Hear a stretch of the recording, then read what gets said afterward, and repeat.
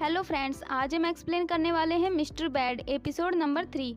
अगर अभी तक आपने इसके पिछले एपिसोड्स नहीं देखे हैं तो आपको उनका लिंक डिस्क्रिप्शन में मिल जाएगा। एपिसोड की शुरुआत में दिखाया गया है कि नानजिंग उन चोरों से बचने के लिए हेल्प के लिए चिल्लाती है।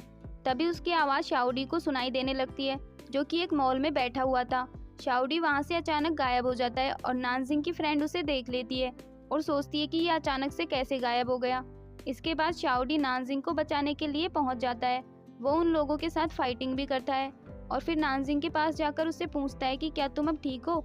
नानजिंग बहुत ज़्यादा डरी हुई होती है और वो सोचती है कि ये अचानक यहाँ कैसे आ गया। तभी वहाँ पुलिस आ जाती है और शाओडी वहाँ से चला जाता है। इसके बाद अगले सीन में दिखाया गया है कि ल्यूजिंग अपनी फ्रेंड के लिए गिफ्ट लेकर आता है, क्योंकि आज उसका बर्थडे था। इसके बाद वो एक रेस्टोरेंट में खाना खाने के लिए जाता है। तभी वो देखता है कि उसकी फ्रेंड एक आदमी के साथ उसी रेस्टोरेंट में आई हुई थी। वो ल्यूजिंग के पास जाती है और उसे बताती है कि ये उसका बॉयफ्रेंड है। इसके बाद ल्यूजिंग अपनी टेबल पर खाना खाने के लिए चला जाता है। वो देखता है कि उसका बॉयफ्रेंड उसे वैसा ही गिफ्ट देता है जैसा वो उसके लिए लेकर आया था। उन दोनों को एक साथ देखकर ल्यूजिंग काफ़ी ज्वेलस फील करता है और बिना खाना खाए ही वहाँ से चला जाता है। इसके बाद अगले सीन में दिखाया गया है कि पुलिस नानजिंग का स्टेटमेंट ले रही होती है। नानजिंग बताती है कि मैं बहुत ज़्यादा डरी हुई थी। तभी वहाँ एक लड़का आता है और उसको बचा लेता है। पुलिस उससे पूछती है कि क्या आपने उसका फेस देखा था। नानजिंग मना कर देती है। इसके बाद वो घर आ जाती है और अपने बैग में चाबी ढूंढने लग जाती है। तभी अंदर से शाओडी दरवाज़ा खोलता है। नानजिंग उससे पूछती है कि तुम यहाँ कब आ गए और तुमने मेरी चाबी कब चुराई। शाओडी उससे कहता है, तुम्हें क्या लग रहा था कि मैं दरवाजे के बाहर खड़ा रहकर तुम्हारा वेट करूँगा। इसके बाद वो अंदर आ जाती है और शाओडी से पूछती है कि तुम वहाँ से अचानक कहाँ चले गए थे। शाओडी कहता है कि मैं मॉल गया था अपने पैसे वापस लेने के लिए। नानजिंग इतने सारे पैसे देखकर शॉक्ड रह जाती है और उससे कहती है कि तुमने कहीं बैंक रॉबरी तो नहीं की। शाओडी उसे बताता है कि उसने अपना एक पेंडेंट बेच दिया जो काफ़ी साल पुराना था। नानजिंग उससे पूछती है कि तुम मुझे बचाने के लिए अचानक वहाँ कैसे आ गए थे। शाओडी कहता है कि जब भी तुम्हें अपने आप को बचाने के लिए किसी हीरो की ज़रूरत होती है तो मैं अपने आप ही तुम्हारे पास पहुँच जाता हूँ। ये सुनकर नानजिंग के छोटे से दिमाग में बड़ा सा ख्याल आता है कि अब तो मैं फ्यूचर में जो चाहूँ वो कर सकती हूँ और अगर मैं किसी मुसीबत में फंस गई तो ये आकर मुझे बचा लेगा। उसके मन की बातों को शाओडी सुन लेता है और उससे कहता है कि दोबारा किसी मुसीबत में फंसने के बारे में सोचना भी मत, क्योंकि अब मैं तुम्हें बचाने के लिए नहीं आने वाला। इसके बाद वो नानजिंग के रूम में सोने के लिए जाने लगता है। नानजिंग उसे अपने फादर के रूम में ले जाती है और उससे कहती है कि आज से तुम इसी रूम में रहना, लेकिन तुम कभी भी मेरी मॉम के सामने मत आना। अगर उन्होंने मुझे तुम्हारे साथ देख लिया तो मैं उन्हें एक्सप्लेन नहीं कर पाऊंगी। शाओडी कहता है कि अगर तुम चाहती हो कि मैं तुम्हारी मॉम के सामने ना आऊँ तो तुम्हें मुझे इसके बदले में एक स्मार्टफोन देना होगा। नानजिंग कहती है कि तुम स्मार्टफोन के बारे में कुछ भी नहीं जानते हो। शाओडी कहता है कि मैंने लाइब्रेरी में इसके बारे में सब कुछ पढ़ लिया था। फिर नानजिंग कहती है कि मेरे पास इतने पैसे नहीं हैं। शाओडी उसे एक पैसों की गड्डी देता है और कहता है कि जब ये ख़त्म हो जाए तो और मांग लेना। इसके बाद वो कहता है कि मैं सोने के लिए जा रहा हूँ और मुझे आकर डिस्टर्ब मत करना। वो सोने के लिए जाने लगता है। तभी वो नानजिंग से पूछता है कि तुम्हें आग से डर क्यों लगता है। नानजिंग कहती है कि जब मैं स्कूल में थी तो एक बार आग में फंस गई थी और तब से ही मुझे आग से डर लगता है। शाओडी कहता है, चलो अच्छा है, मुझे तुम्हारी एक और वीकनेस पता लग गई। इसके बाद अगले सीन में दिखाया गया है कि नानजिंग अपनी मॉम से वीडियो कॉल पर बात कर रही होती है। वो अपनी मॉम को बताती है कि उसे एक कंपनी में जॉब लग गई है। उसकी मॉम कहती है कि अगर मैं वहाँ होती तो हम लोग आज इसे ज़रूर सेलिब्रेट करते, और उसकी मॉम बताती है कि वो 2 दिन बाद घर वापस आ जाएगी। इसके बाद अगले सीन में हम देखते हैं कि शाओडी को टेबल पर रखा हुआ एक फ़ोन मिलता है जो नानजिंग उसके लिए खरीद कर लाई थी। वो उसको देखने लगता है। तभी वो देखता है कि नानजिंग ने फ़ोन के पीछे की तरफ स्टिकर लगा दिए थे जो उसे बिल्कुल भी पसंद नहीं आते, और वो इन स्टिकर्स को हटाने लग जाता है और स्टिकर्स के साथ साथ वो फ़ोन के कवर को भी तोड़ देता है। अगली सुबह नानजिंग रेडी होकर ऑफिस जा रही होती है। तभी वो सोचती है कि एक बार उसे शाओडी को भी जाकर देख लेना चाहिए। ये सोचकर वो शाओडी के रूम में जाती है तो शाओडी गेट के पीछे छिप जाता है और पीछे से आकर नानजिंग को उठाकर बाहर ले जाता है और कहता है कि मैंने तुम्हें यहाँ आने से मना किया था।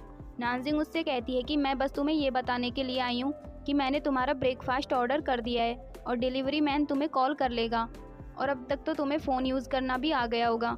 इसके बाद शाओडी दरवाज़ा बंद कर लेता है। इसके बाद अगले सीन में हम देखते हैं कि नानजिंग ऑफिस पहुंच जाती है, जहां एक लड़की उसे पूरा डिपार्टमेंट दिखाती है जिसका नाम होता है जाओ जाओ।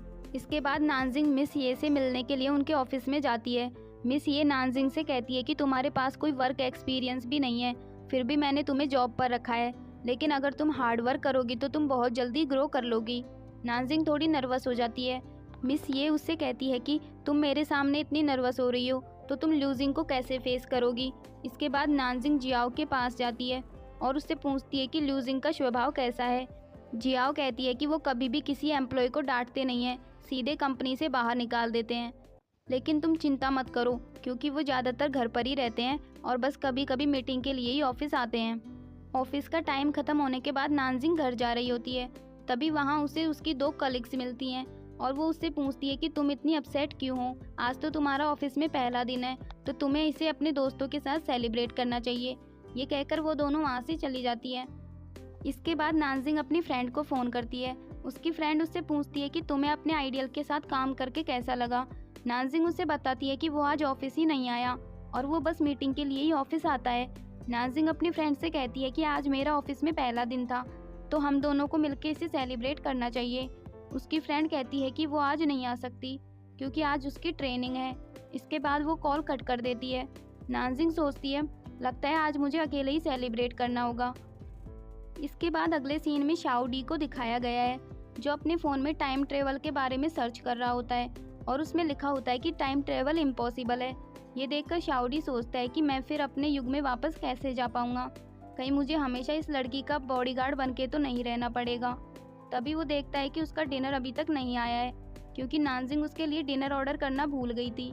इसके बाद अगले सीन में दिखाया गया है कि नानजिंग एक रेस्टोरेंट में डिनर कर रही होती है और तभी उसके मुंह पर खाना लग जाता है। तभी वो देखती है कि एक लड़का उसकी गर्लफ्रेंड का मुंह पोंछ रहा होता है। नानजिंग उन्हें देखकर सोचती है कि काश कोई इसी तरह मेरा भी मुंह पोंछ देता। तभी उसकी ये आवाज़ शाओ डी को सुनाई देने लग जाती है जो अपने लिए डिनर लेने के लिए जा रहा था। शाओ डी वहाँ से गायब होकर नानजिंग के पास आ जाता है और नानजिंग से चिल्लाते हुए कहता है मैंने तुमसे कहा था कि अब तुम कितनी भी बड़ी ट्रबल में हो मैं तुम्हारी हेल्प नहीं करूँगा और तुमने मुझे इतने से काम के लिए यहाँ बुला लिया।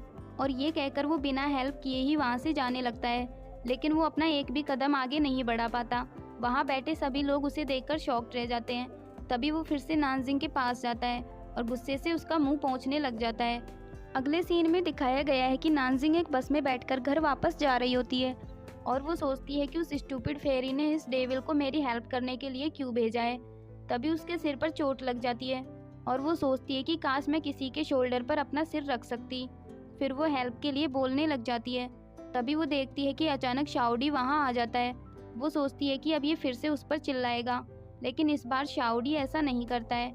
वो सीट पर बैठकर नानजिंग के सिर को अपने कंधे पर रख लेता है क्योंकि अब उसे पता लग चुका था कि उसके पास उसकी हेल्प करने के अलावा और कोई रास्ता नहीं है। ये एपिसोड यहीं पर एंड हो जाता है। अगला एपिसोड देखने के लिए इस चैनल को जल्दी से सब्सक्राइब कर लीजिए और वीडियो अच्छी लगी हो तो लाइक कीजिए। Thanks for watching.